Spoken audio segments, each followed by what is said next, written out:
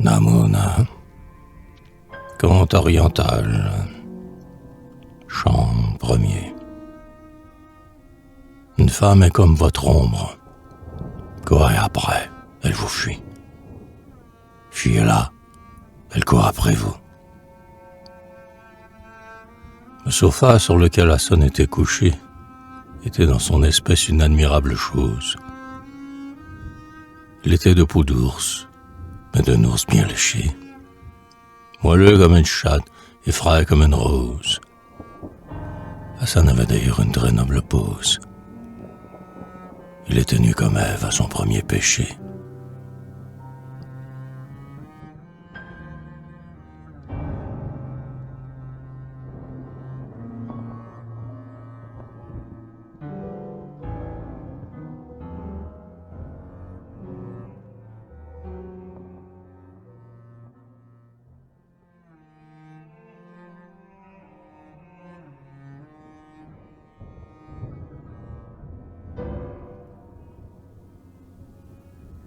Quoi?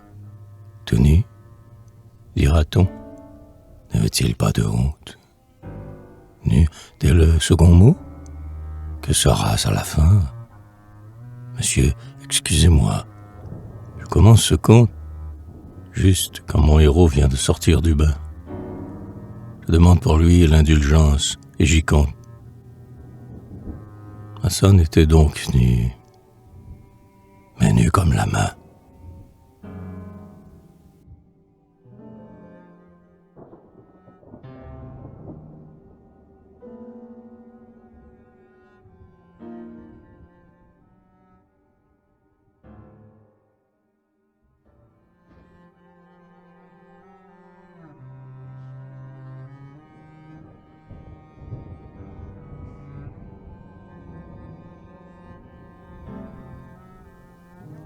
Nu comme un plat d'argent, nu comme un mur d'église, nu comme le discours d'un académicien.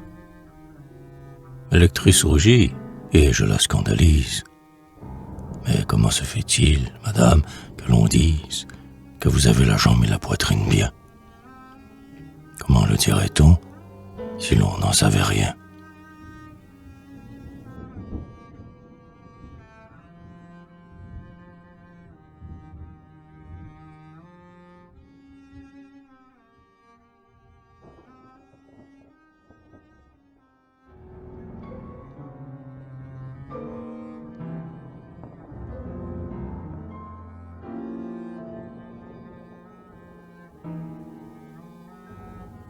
Madame alléguera qu'elle monte en berline, qu'elle a passé les ponts quand il faisait du vent, que lorsqu'on voit le pied, la jambe se devine, et tout le monde sait qu'elle a le pied charmant. Mais moi qui ne suis pas du monde, j'imagine qu'elle aura trouvé mais quelque indiscret amant.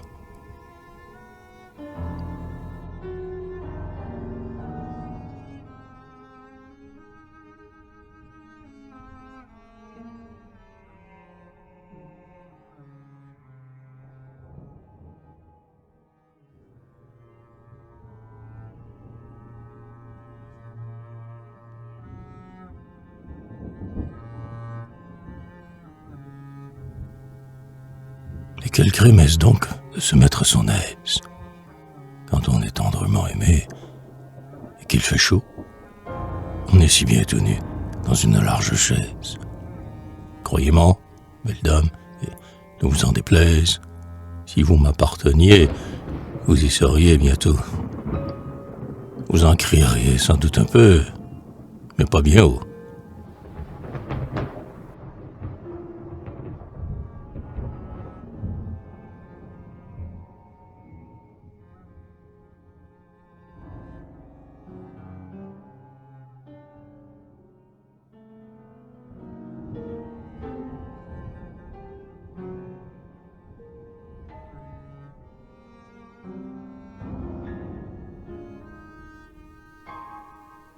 Dans un objet aimé, qu'est-ce donc que l'on aime? Est-ce du taffetas ou du papier gommé? Est-ce un bracelet d'or, un peigne parfumé? Non, ce qu'on aime en vous, madame, c'est vous-même. La parure est une arme et le bonheur suprême. Après qu'on a vaincu, c'est d'avoir des armées.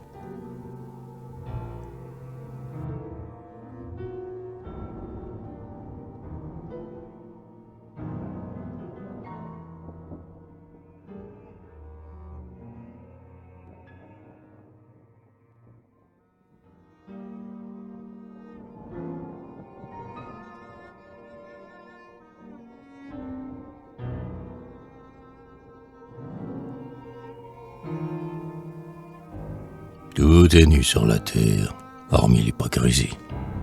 Tout est nu dans les cieux, tout est nu dans la vie. Les tombeaux, les enfants et les divinités, tous les cœurs vraiment beaux laissent voir leur beauté. Ainsi donc le héros de cette comédie restera nu, madame. Et vous y consentez.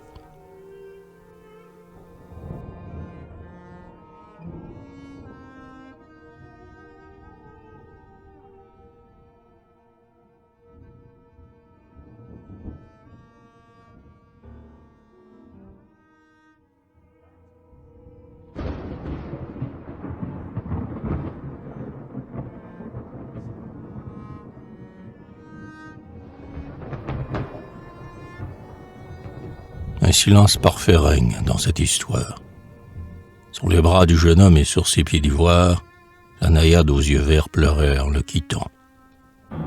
On entendait à peine au fond de la baignoire glisser l'eau fugitive, et d'instant en instant, les robinets d'air enchantés en s'égouttant.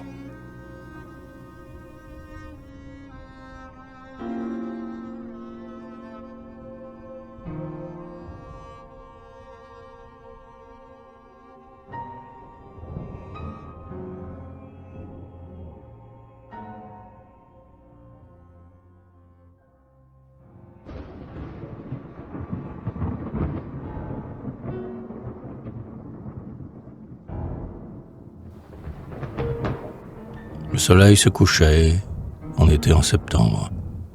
Un triste mois chez nous, mais un mois sans pareil, chez ces peuples dorés qu'a baigné le soleil. Hassan poussa du pied la porte de la chambre. Heureux homme, il fumait de l'opium dans l'ombre, et vivant sans remords, il aimait le sommeil.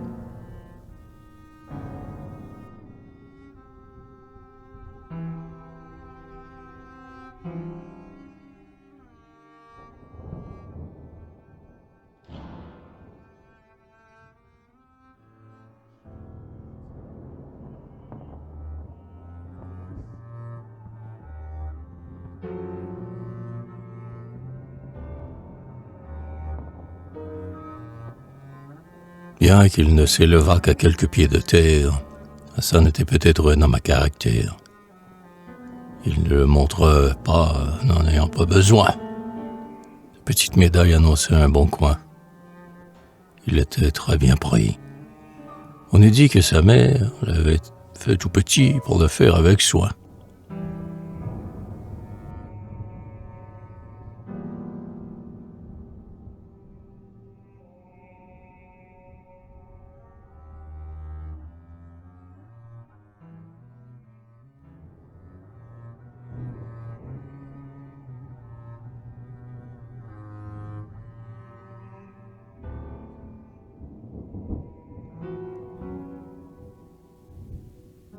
Il était indolent et très opiniâtre, bien cambré, bien lavé, le visage olivâtre, des mains de patricien, l'aspect fier et nerveux, la barbe et les sourcils très noirs, un corps d'albâtre.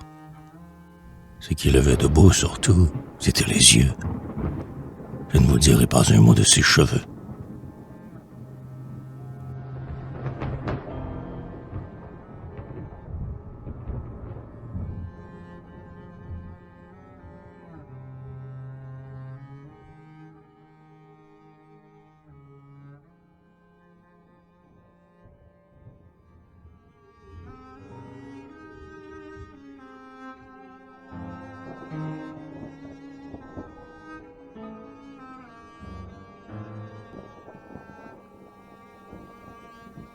C'est une vanité qu'on rase en Tartarie. Ce pays-là, pourtant, n'était pas sa patrie. Il était renégat, français de nation. Riche aujourd'hui, jadis chevalier d'industrie, il avait dans la mer jeté comme un haillon son titre, sa famille et sa religion.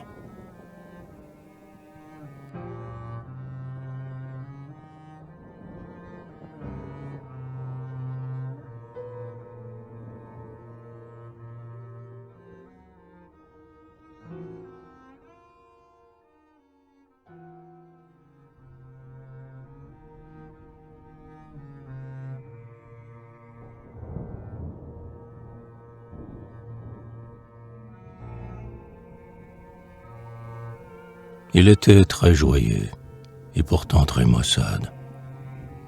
Détestable voisin, excellent camarade, extrêmement futile et pourtant très posé, indignement naïf et pourtant très blasé, horriblement sincère et pourtant très rusé. Vous souvient-il, lecteur, de cette sérénade ?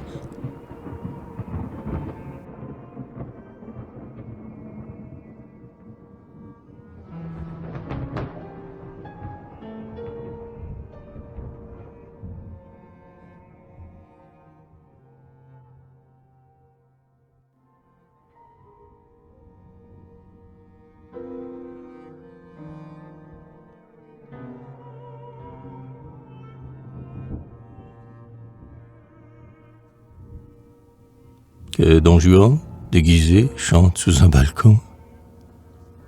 Une mélancolique et piteuse chanson, respirant la douleur, l'amour et la tristesse. Mais l'accompagnement parle d'un autre ton. Comme il est vif, joyeux, avec quelle prestesse il sautille. On dirait que la chanson caresse.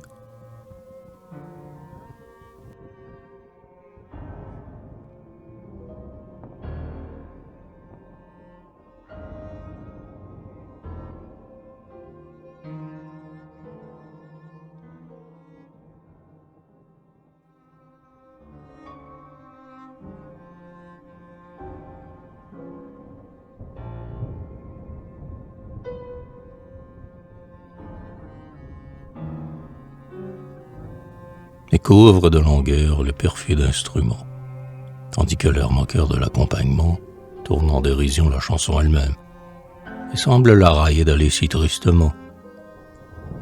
Tout cela cependant fait un plaisir extrême. C'est que tout en est vrai. C'est qu'on trompe, et qu'on aime.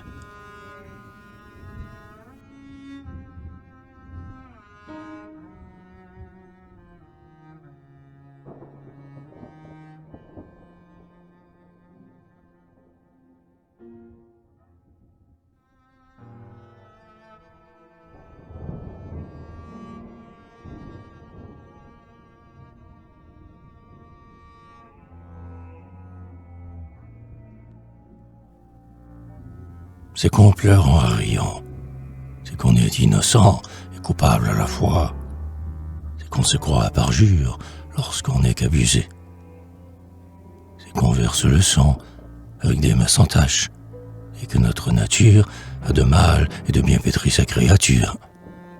Tel est le monde, hélas, et tel était Hassan.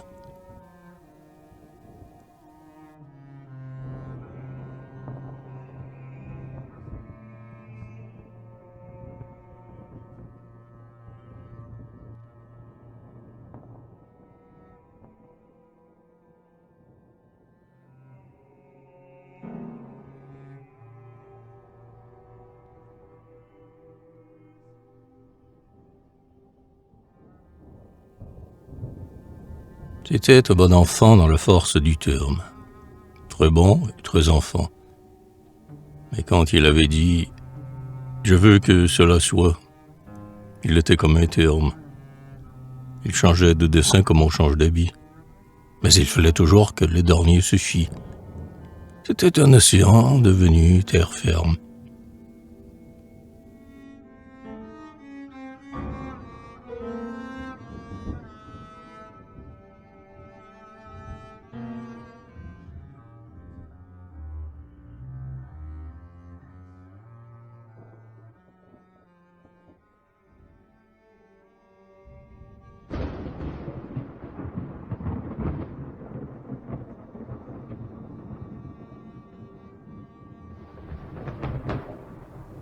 Bizarre et étrange, avec ses goûts changeants, il ne pouvait souffrir rien d'extraordinaire.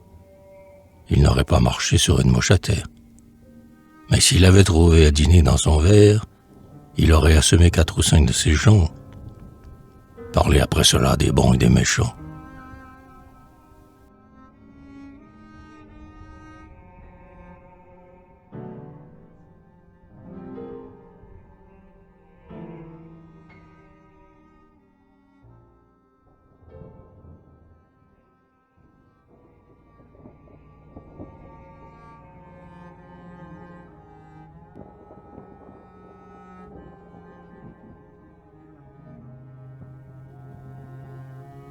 Venez après cela crier d'un ton de maître que c'est le cœur humain qu'un auteur doit connaître. Toujours le cœur humain pour modèle et pour loi. Le cœur humain de qui? Le cœur humain de quoi? Celui de mon voisin, sa manière d'être. Mais morbleu, comme lui, j'ai mon cœur humain. Moi.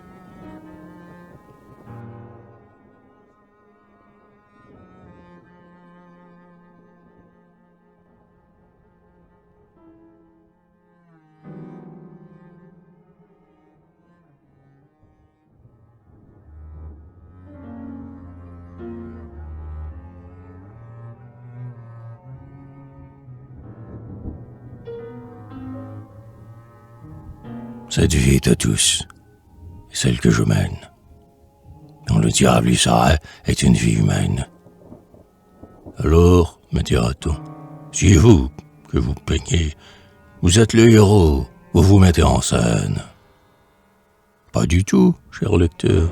Je prends à l'un le nez, à l'autre le talon, à l'autre... devinez.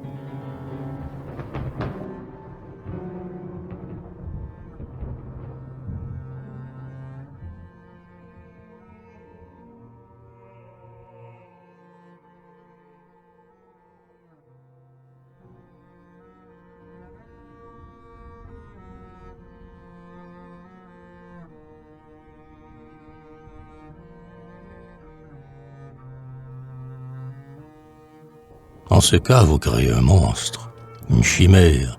Vous faites un enfant qui n'aura point de père. Point de père, grand Dieu? Quand? Comme Trisatin? J'en suis chez mon libraire à coucher ce matin. Deeris pateris quam nuptiae. J'espère que vous m'épargnerez de vous parler latin.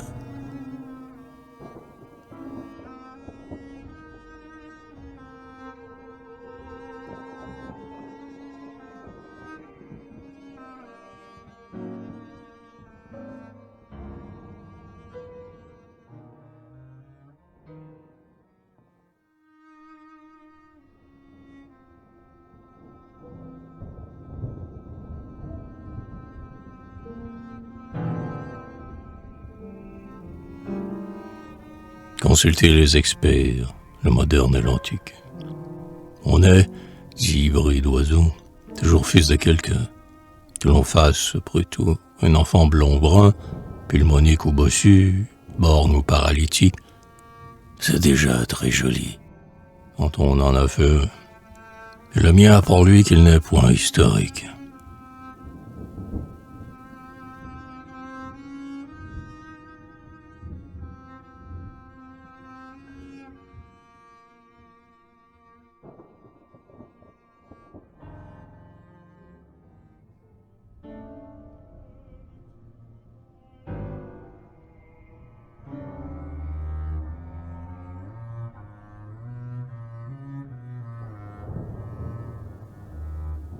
Considérez aussi que je n'ai rien volé à la bibliothèque. Et bien que cette histoire se passe en Orient, j'en ai point parlé. Il est vrai que, pour moi, je n'y suis point allé. Mais c'est si grand, si loin. Avec de la mémoire, on se tire de tout. Allez voir pour y croire.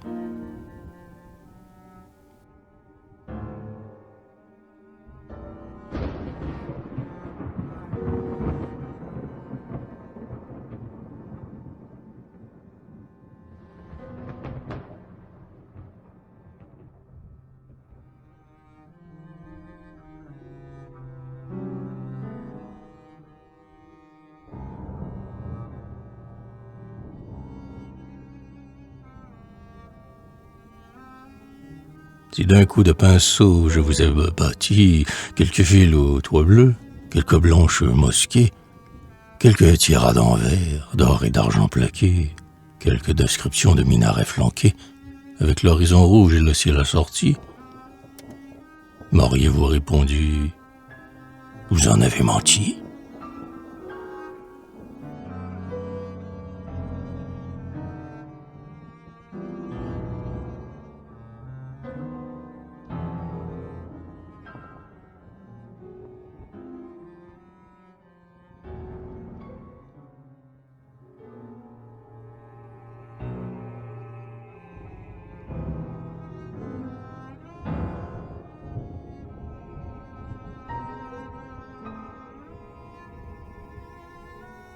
Je vous dis tout cela, lecteur, pour qu'en échange, vous me fassiez aussi quelques concessions.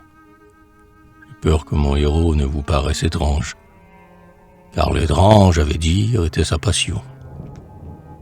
Mais, madame, après tout, je ne suis pas un ange. Et qu'il a ici-bas. Tartuffe a bien raison.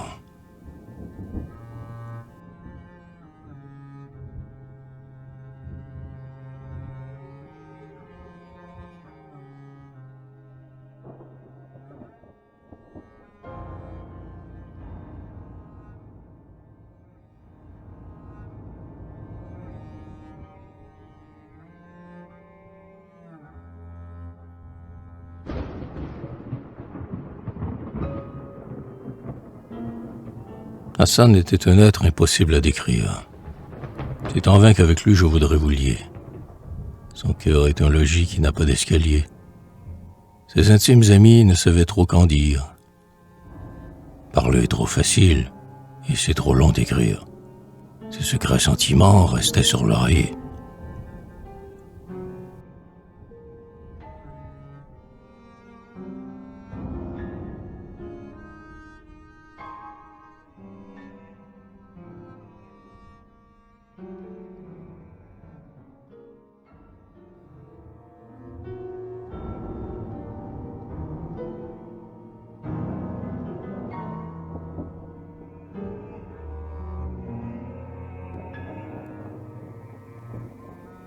Il n'avait ni parents, ni guenauds, ni maîtresse. Rien d'ordinaire en lui. Rien qui le rattachât au commun des martyrs. Pas un chien, pas un chat. Il faut cependant, bien que je vous intéresse, à mon pauvre héros. Dire qu'il est pacha, c'est un moyen usé, c'est une maladresse.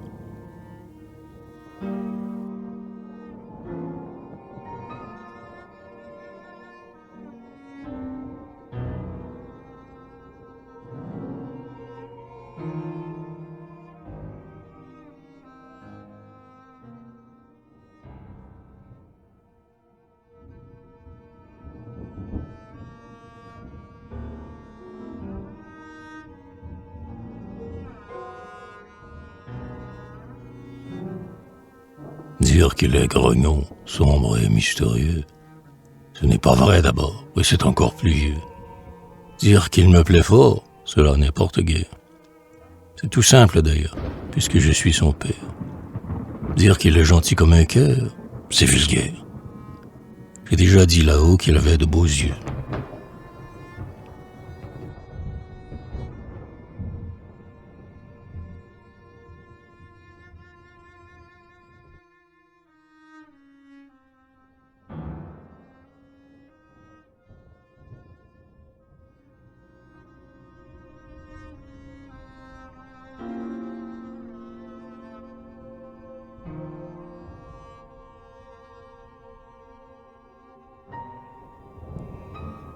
Dire qu'il n'avait peur ni de Dieu ni du diable, c'est chanceux d'une part et de l'autre immoral.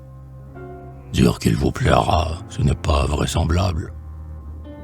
Ne rien dire du tout, cela vous est égal. Je me contente donc du seul terme passable qui puisse l'excuser. C'est un original.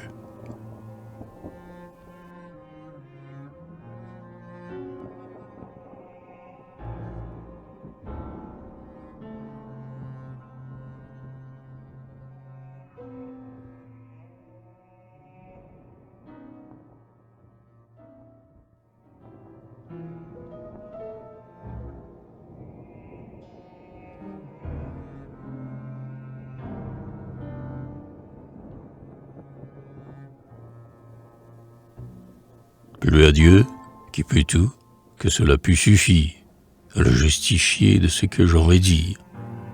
Il le faut cependant. Le vrai seul est ma loi.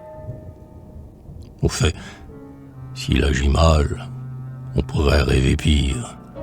Ma foi, tant pis pour lui. Je ne vois pas pourquoi les sottises d'Hassan retomberaient sur moi.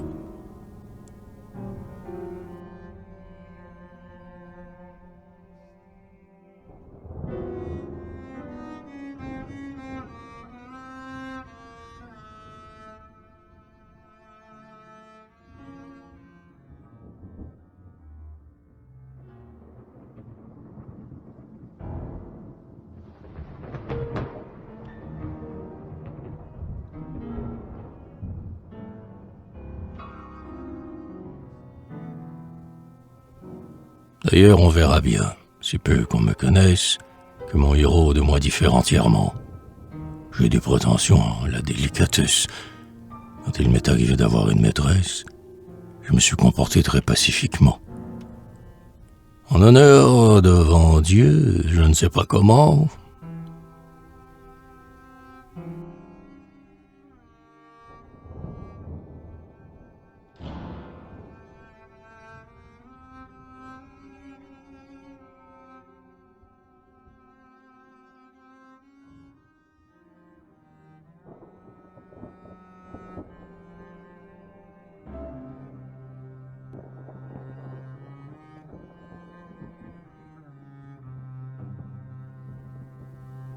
J'ai pu, tel que je suis, entamer cette histoire, pleine, telle qu'elle est, d'une atrocité noire. C'est au point maintenant que je me sens tenté de l'abandonner là pour ma plus grande gloire, et que je brûlerais mon œuvre, en vérité, si ce n'était respect pour la postérité.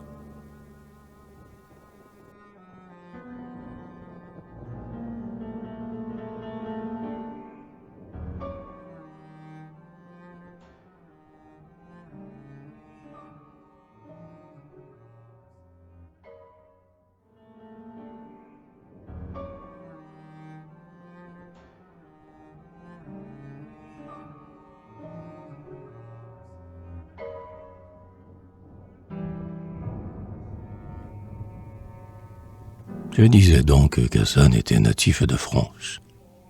Mais je ne disais pas par quelle extravagance il en était venu jusqu'à croire, à 20 ans, qu'une femme ici-bas n'était qu'un passe-temps. Quand il en rencontrait une à sa convenance, s'il la gardait 8 jours, c'était déjà longtemps.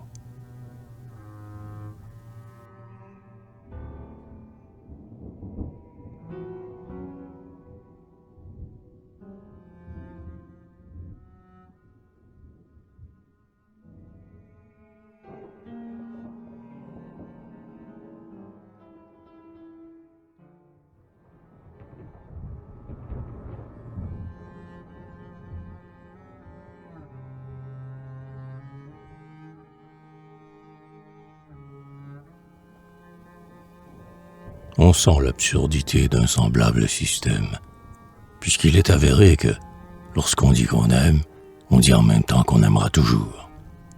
Et qu'on n'a jamais vu ni roi ni troubadour jurer à leur beauté de les aimer 8 jours. Mais cet enfant gâté ne vivait que de crème.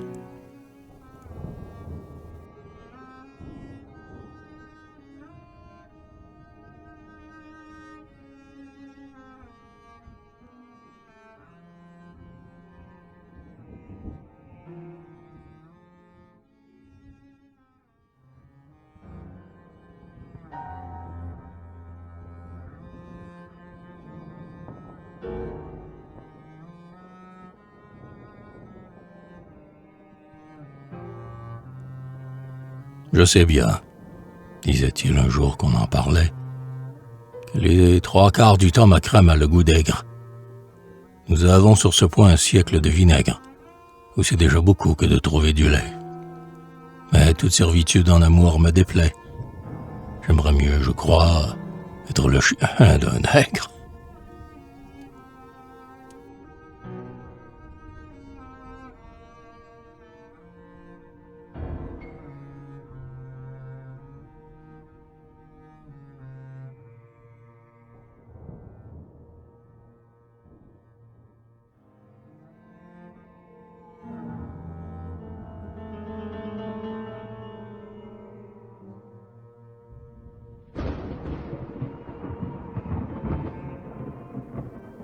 ou mourir sur le fouet comme un cheval rétif, que de craindre une jupe et d'avoir pour maîtresse un de ces beaux geôliers au regard attentif qui, ne pas mesurer marchant sur la souplesse, du haut de leurs yeux bleus vous promènent en laisse. Un bâton de noyer, au moins, c'est positif.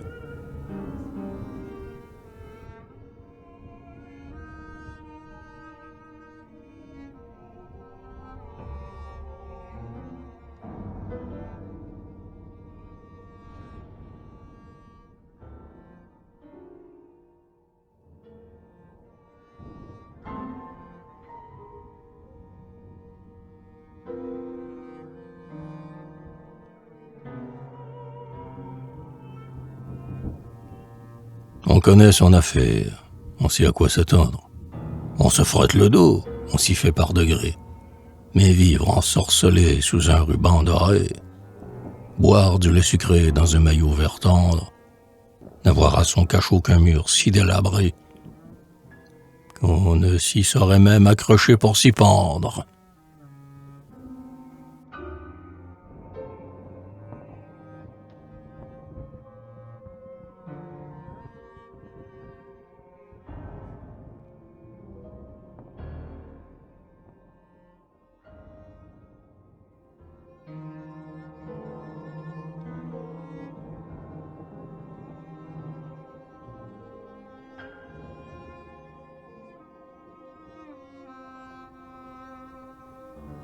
Ajoutez à cela que, pour comble d'horreur, la femme la plus sèche et la moins malhonnête, au bout de mes 8 jours, trouvera dans sa tête, ou dans quelque recoin oublié de son cœur, un amant qui jadis lui faisait plus d'honneur, un cœur plus expansif, une jambe bien faite.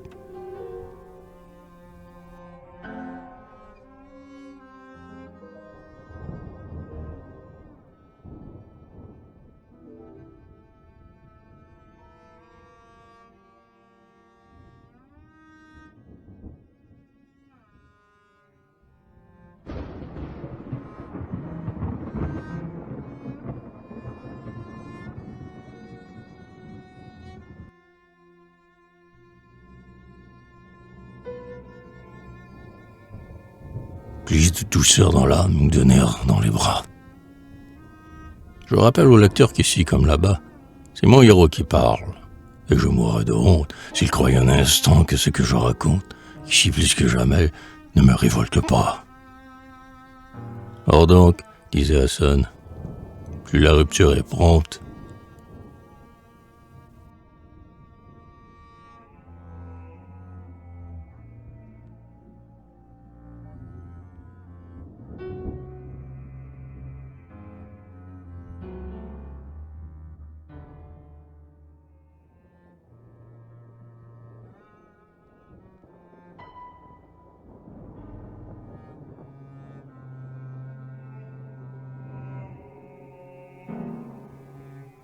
plus mes petits talents gardent de leur fraîcheur. C'est la satiété qui calcule et qui pense. Tant qu'un grain d'amitié reste dans la balance, le souvenir souffrant s'attache à l'espérance, comme un enfant malade aux lèvres de sa sœur. L'esprit n'y voit pas clair avec les yeux du cœur.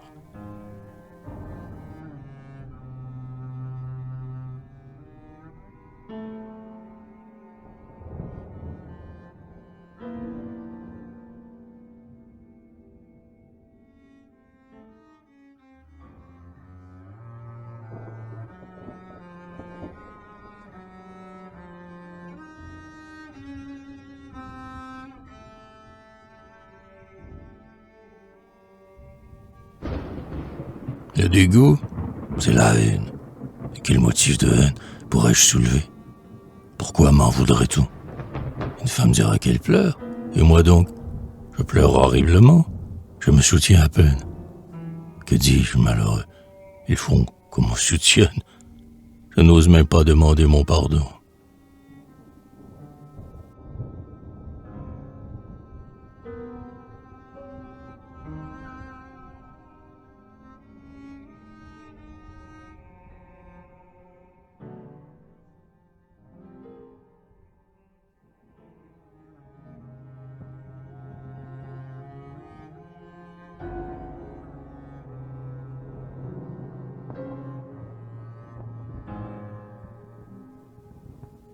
me prive du corps, mais je conserve l'âme. Il est vrai, dira-t-on, qu'il est plus d'une femme près de qui l'on ne fait, avec un tel moyen, que se priver de tout et ne conserver rien. Mais c'est un pur mensonge, un calembour infâme qui ne mordra jamais sur un homme de bien.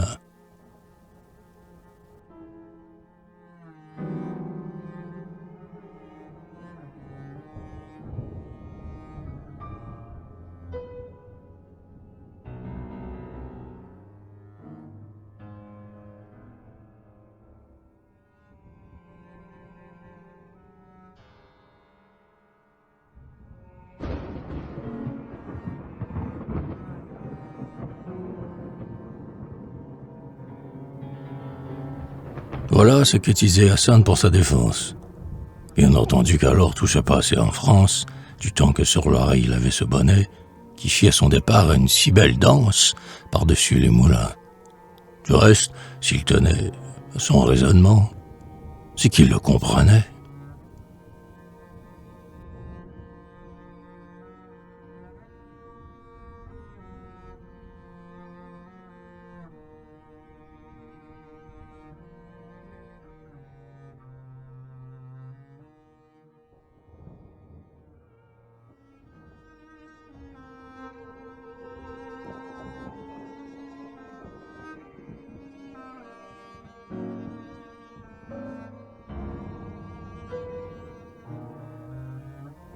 Bien qu'il traitât l'amour d'après un catéchisme, et qu'il mit tous ses soins à dorer son sophisme, Hassan avait des nerfs qu'il ne pouvait railler.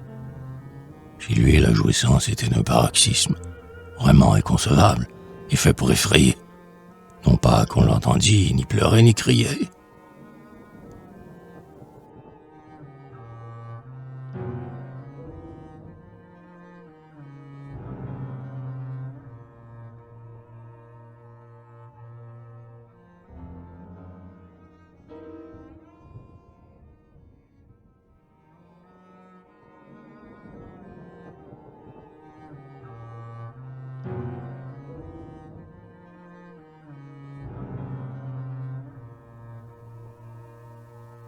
Un léger tremblement, une pâleur extrême, une convulsion de la gorge, un blasphème. Quelques mots sans raison balbutiés tout bas, c'est tout ce qu'on voyait. Sa maîtresse elle-même n'en sentait rien, sinon qu'il restait dans ses bras, sans haleine et sans force, et ne répondait pas.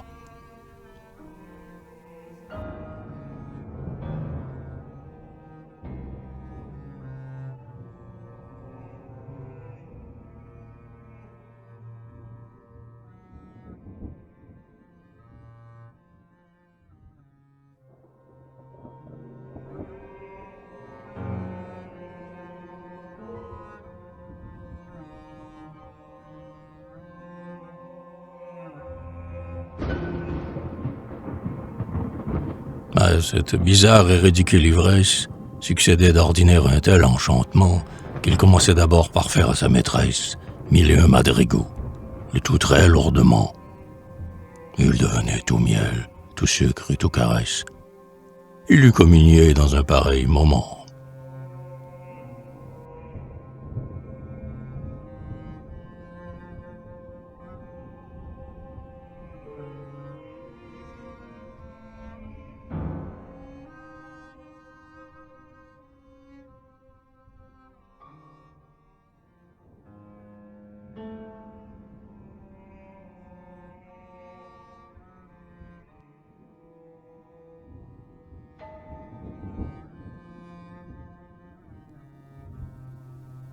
Il n'existait alors secret ni confidence qui pût y résister. Tout partait, tout roulait. Tous les épanchements du monde entraient en danse. Illusion, souci, gloire, amour, espérance. Jamais confessionnal ne vit de chapelet comparable en longueur à ceux qu'il défilait.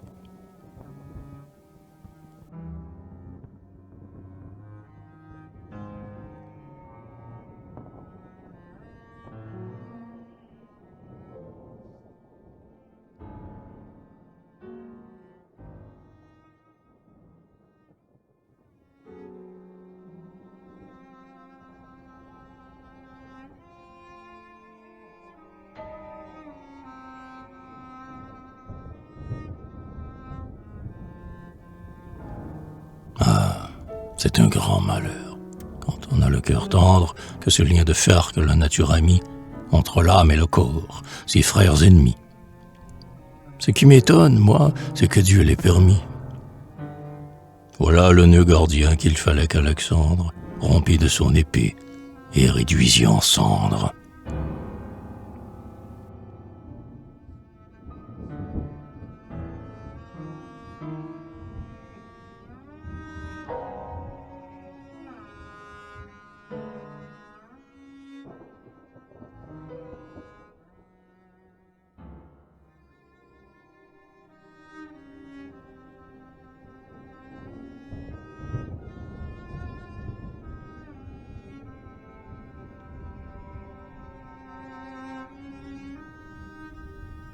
L'âme et le corps, hélas, ils iront deux à deux, tant que le monde ira pas à pas, côte à côte, comme s'en vont les vers classiques et les bœufs. L'un disant « Tu fais mal », et l'autre « C'est de vous ». Ah, misérable hôtesse, et plus misérable hôte. Ce n'est vraiment pas vrai que tout soit pour le mieux.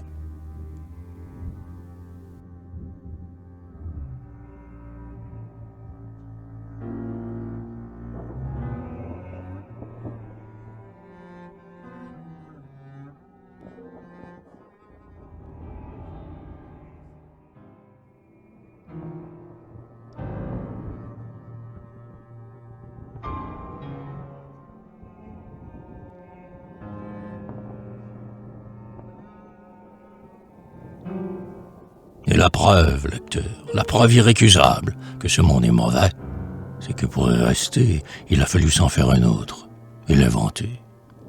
Un autre, monde étrange, absurde, inhabitable, et qui, pour vouloir mieux que le seul véritable, n'a pas même un instant eu besoin d'exister.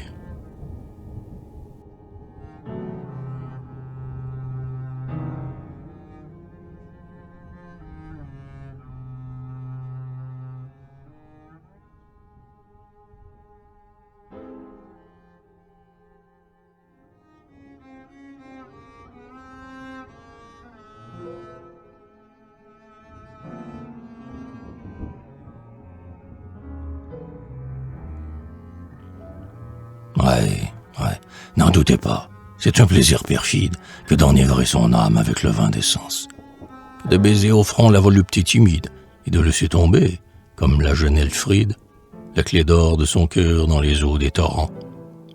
Heureux celui qui met, dans de pareils moments,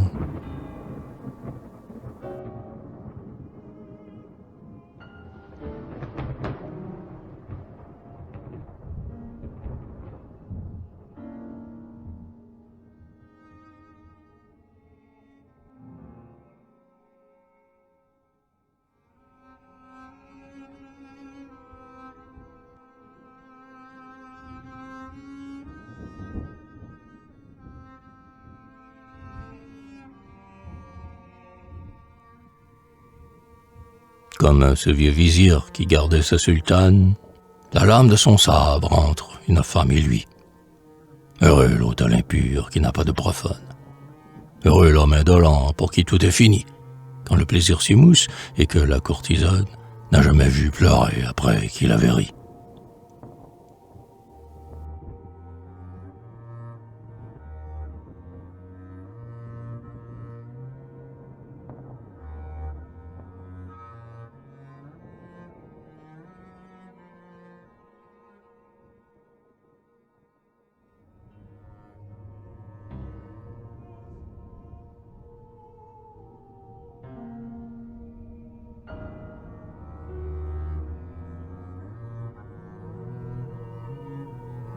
Ah, l'abîme est si grand, la pente est si glissante. Une maîtresse aimée si près d'une sœur. Elle vient si souvent, plaintive et caressante, poser en chuchotant son cœur sur votre cœur. L'homme est si faible alors, la femme est si puissante. Le chemin est si doux du plaisir au bonheur.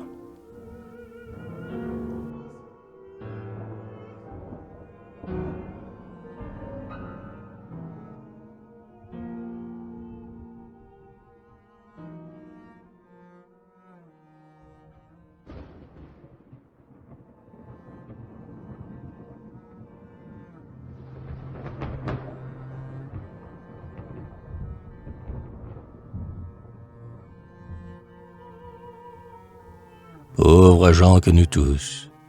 Et celui qui se livre de ce qu'il aura fait doit tôt ou tard gémir. La coupe est là, brûlante, et celui qui s'enivre doit rire de pitié s'il ne veut pas frémir. Voilà le train du monde, et ceux qui savent vivre vous diront à cela qu'il valait mieux dormir.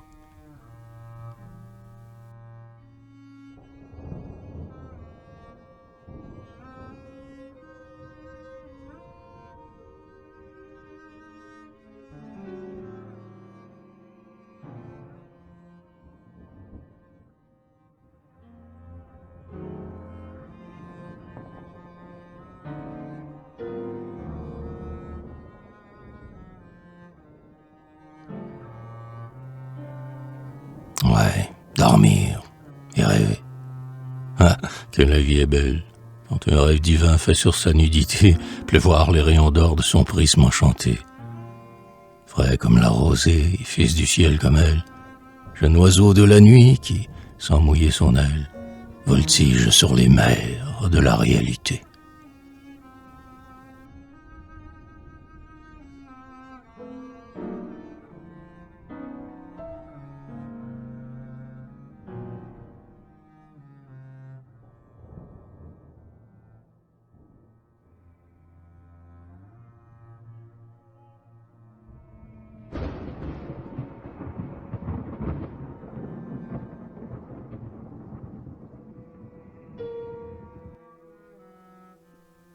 Ah, si la rêverie était toujours possible, et si le somnambule, en étendant la main, ne trouvait pas toujours la nature inflexible, qui lui heurte le front contre un pilier d'airain, si l'on pouvait se faire une armure insensible, si l'on rassasiait l'amour comme la faim.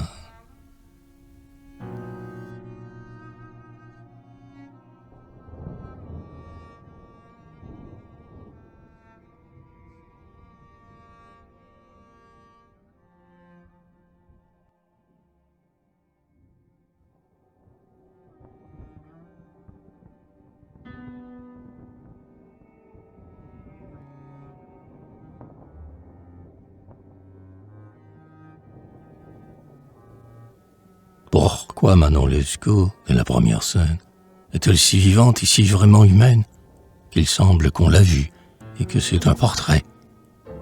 Et pourquoi l'Héloïse est-elle une ombre vaine qu'on aime sans y croire et que nul ne connaît? Ah, rêveur, rêveur, que vous avons-nous fait?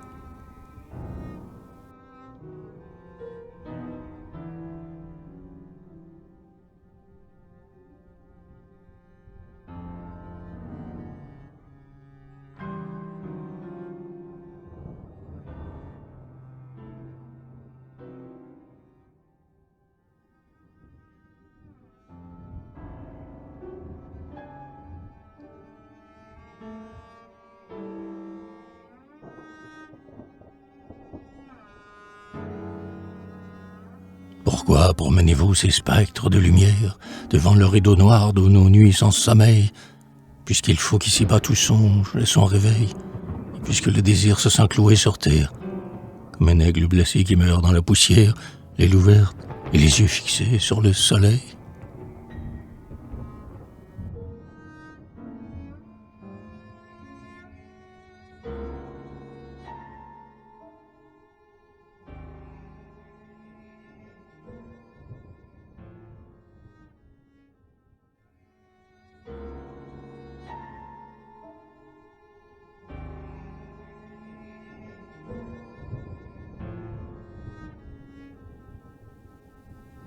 Manon, sphinx étonnant, véritable sirène, cœur 3 fois féminin, Cléopâtre en panier.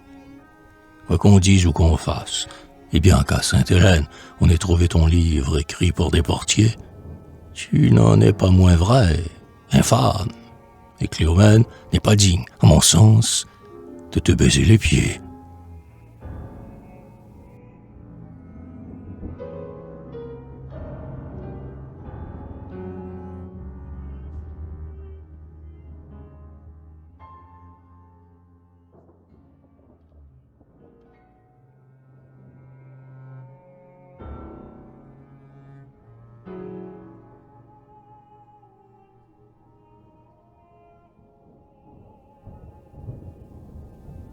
Tu m'amuses autant que Tibère, je m'ennuie.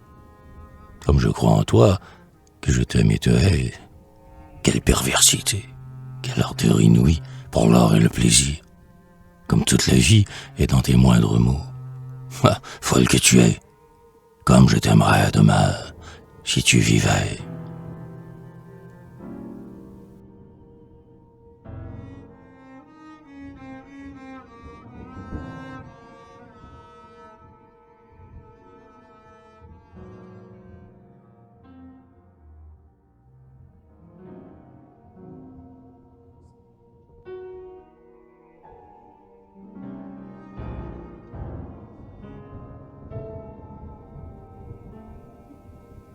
En vérité, lecteur, je crois que je radote.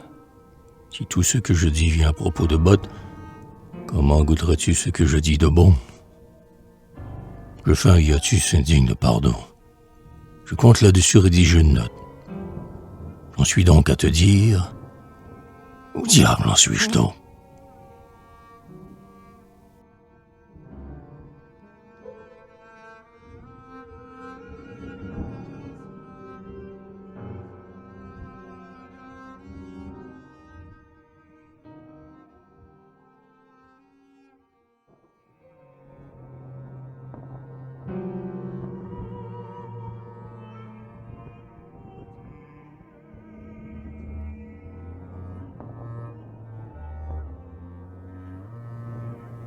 M'y voilà. Je disais qu'Hassan, près d'une femme, était très expansif. Il voulait toujours rien. Je confesse, pour moi, que je ne sais pas bien comment on peut donner le corps sans donner l'âme. L'un étant la fumée et l'autre étant la flamme. Je ne sais pas non plus s'il était bon chrétien.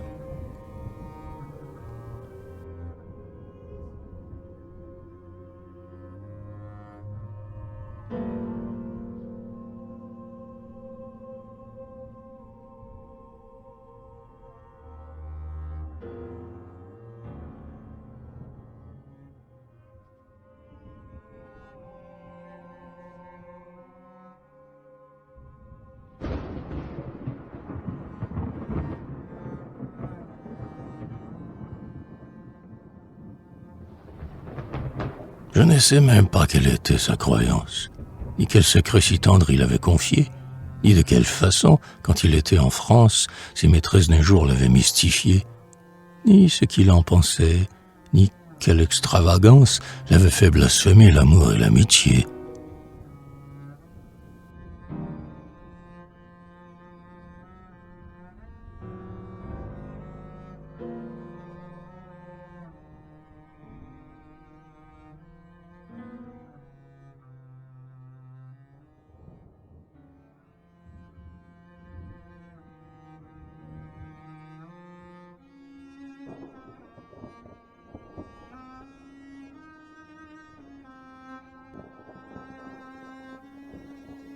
Mais enfin, certains soirs qu'il ne savait que faire, se trouvant mal en train vis-à-vis de son verre, poursuit un quart d'heure, il prit Monsieur Galland.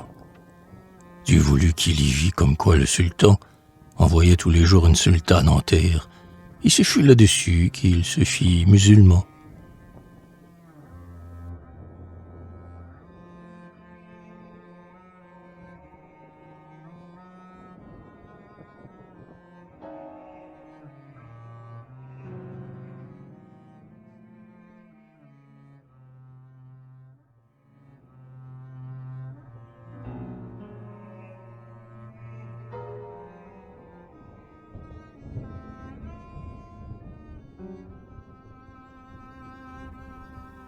Tous les premiers du mois, un juif aux mains crochues amenait chez Hassan de jeunes filles nues. Tous les derniers du mois, on leur donnait un bain, un déjeuner, un voile, un sequin dans la main, et puis on les priait d'aller courir les rues. Système assurément qui n'a rien d'inhumain.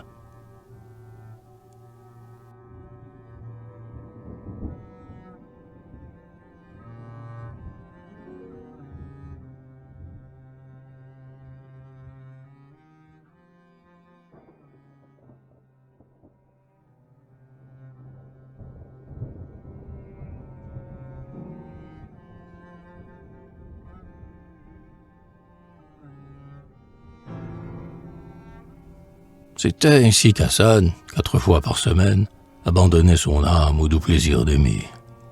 Ne sachant pas le turc, il se livrait sans peine. À son aise en français, il pouvait se pâmer. Le lendemain, bonsoir. Une vieille égyptienne venait ouvrir la porte au maître et la fermer.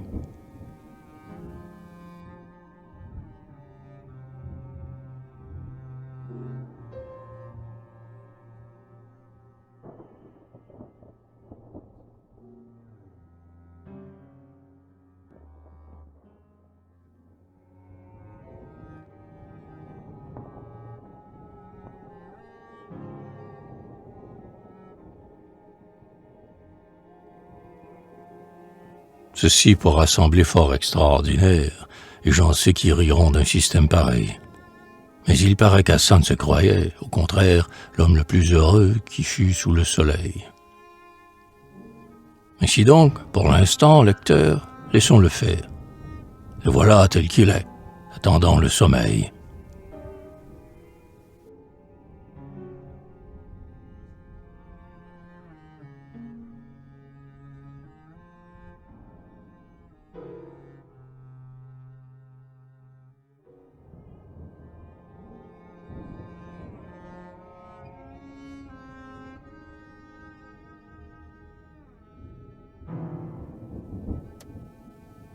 Le sommeil ne vint pas, mais cette douce ivresse, qui semble être sa sœur, ou plutôt sa maîtresse, qui, sans fermer les yeux, ouvre l'âme à l'oubli, cette ivresse du cœur, si douce à la paresse, que, lorsqu'elle vous quitte, on croit qu'on a dormi, pâle comme Morphée, et plus belle que lui.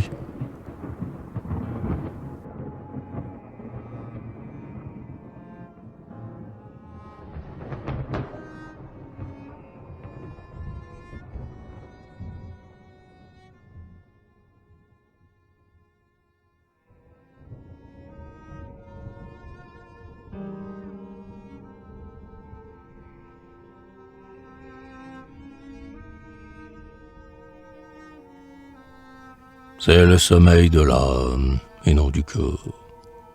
On fume, on se remue, on bâille, cependant on dort. On se sent très bien vivre, et pourtant on est mort.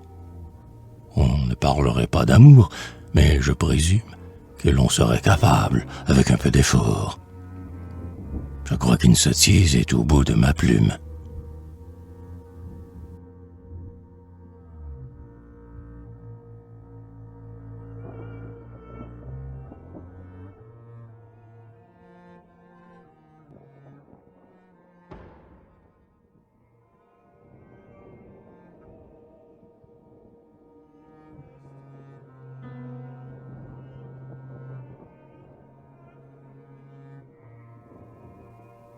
Avez-vous jamais vu, dans le creux d'un ravin, un bon gros vieux faisan qui se frotte le ventre, s'arrondir au soleil et ronfler comme un chantre?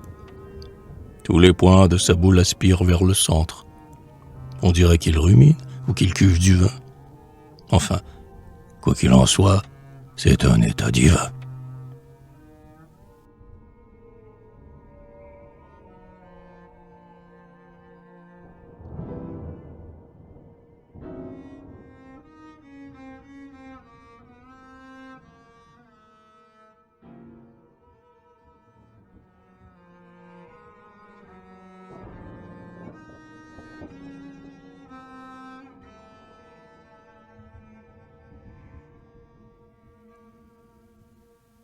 Lecteur, si tu t'en vas jamais en Terre Sainte, regarde sous tes pieds, tu verras des heureux. Ce sont de vieux fumeurs qui dorment dans l'enceinte où s'élevait jadis la cité des Hébreux. Ces gens-là savent seuls vivre et mourir sans plainte. Ce sont des mendiants qu'on prendrait pour des dieux.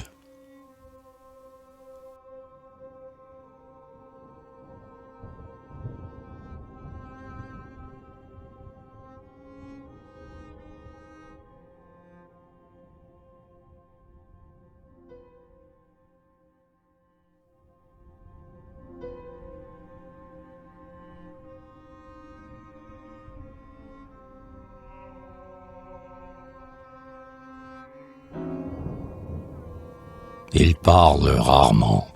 Ils sont assis par terre, nus ou déguenillés, le front sur une pierre, ayant ni sou ni poche et ne pensant à rien. Ne les réveille pas, ils t'appelleraient chien. Ne les écrase pas, ils te laisseraient faire. Ne les méprise pas, car ils te valent bien.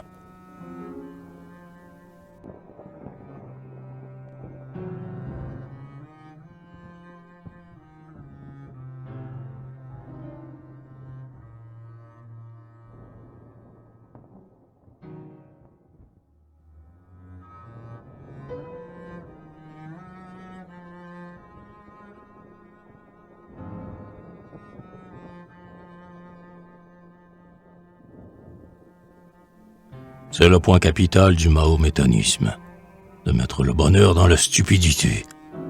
Que n'en est-il ainsi dans le christianisme? J'en citerai plus d'un qui l'aurait mérité et qui mourra heureux sans s'en être douté. Diable, j'ai du malheur. Encore un barbarisme.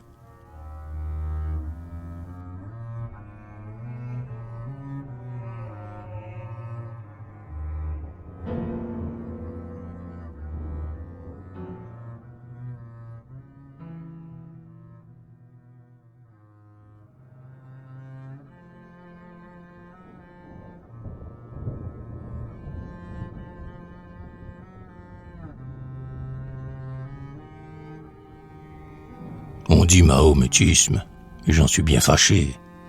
Il fallait me lever pour prendre un dictionnaire, et j'avais fait mon vers avant d'avoir cherché.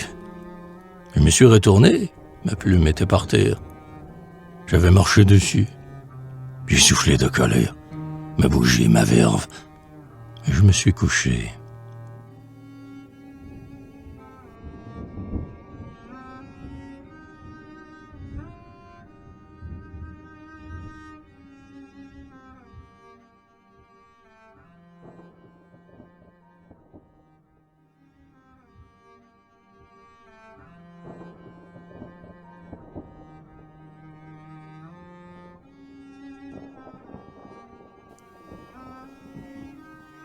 Tu vois, ami lecteur, jusqu'où va ma franchise.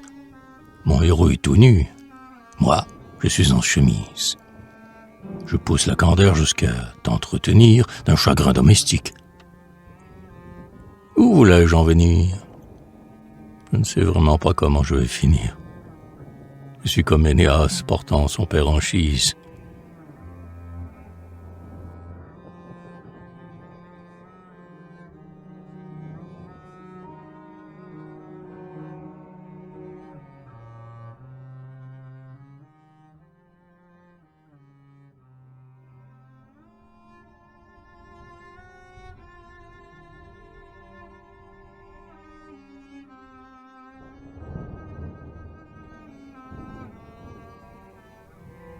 Énéas s'essoufflait et marchait à grands pas.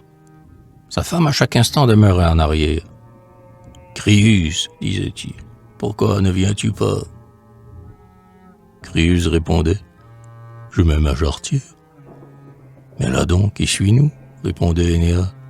« Je vais, si tu ne viens, laisser tomber mon père. »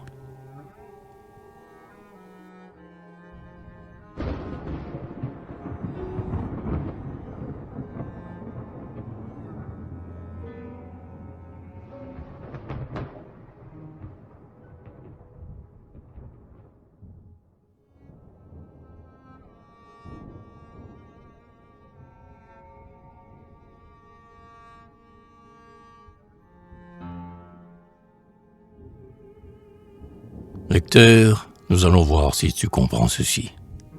Anchise est mon poème, et ma femme Crius, qui va toujours traînant en chemin, c'est ma muse. Elle s'en va là-bas quand je la crois ici. Une pierre l'arrête, un papillon l'amuse. Quand arriverons-nous, si nous marchons ici?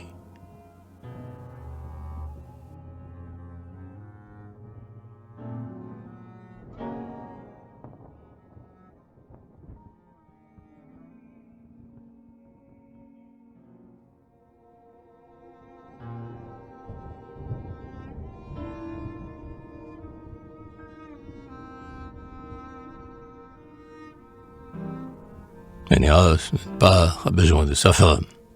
Sans elle, à dire vrai, ce n'est qu'un corps sans âme. Son fils, d'autre part, est terriblement lourd. Le troisième péril, c'est que Troie est en flammes. Mais dès qu'Anchise grogne, que sa femme court, Énéas est forcé de s'arrêter tout court.